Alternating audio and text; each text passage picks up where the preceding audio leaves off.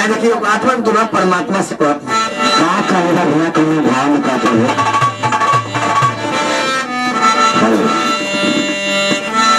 अरे जिंदगी आचार दिन के आजल दिनवागी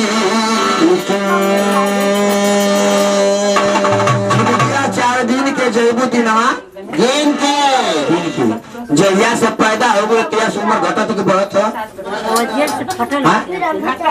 घटत होगा तो तुम क्या बढ़त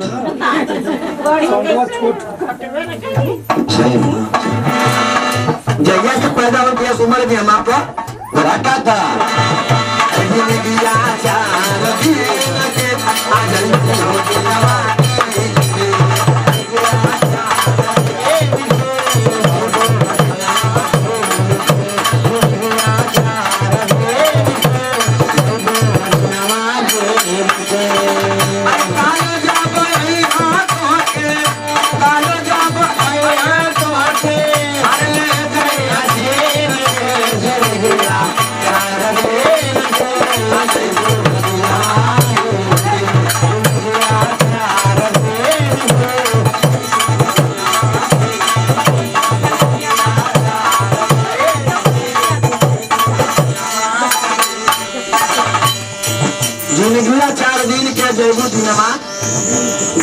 विचार कर जाऊं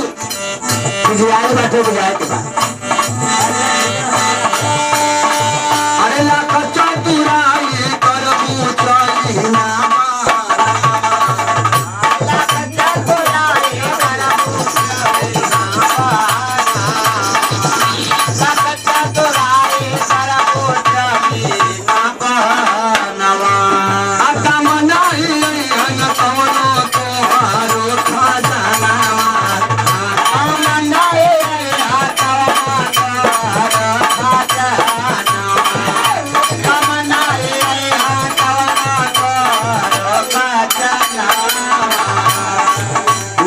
चतुराई करबू चली ना बहन लाख चतुराई करबू चली ना बहनवा आ काम नहीं है करो तोरो खजनवा अरे लाख चतुराई करबू चली ना बहनवा लाख चतुराई करबू चली ना बहनवा लाख चतुराई करबू चली ना बहनवा काम नहीं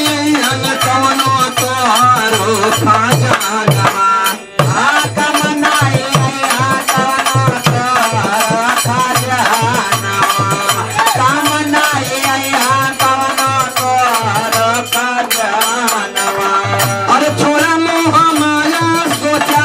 अरे सोचा पहिला चार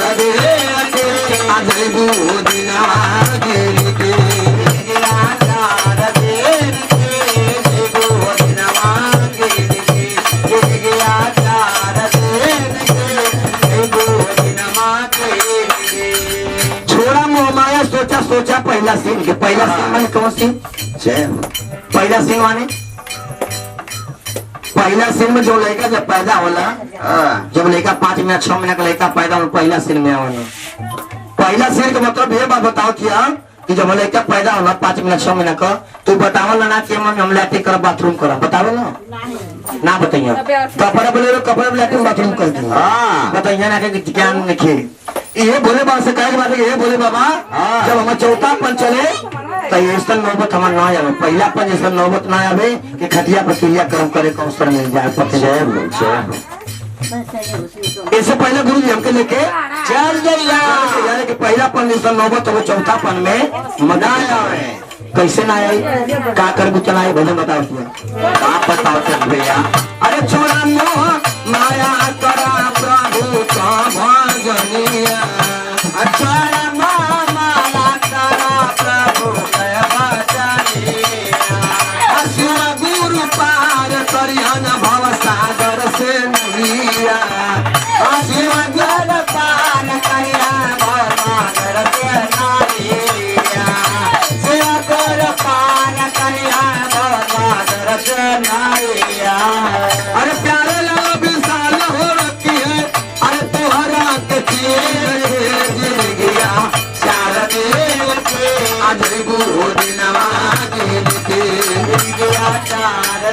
के